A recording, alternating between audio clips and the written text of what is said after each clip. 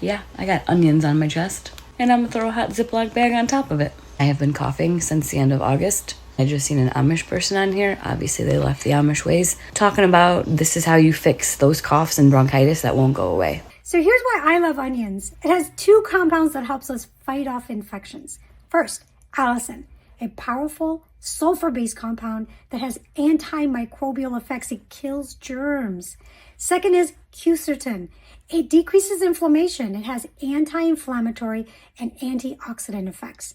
Now I would ditch the Ziploc bag. I would chop up that onion. I would release those medicinal volatile compounds, as those natural vapors have a way of clearing out your sinuses and opening up your airways.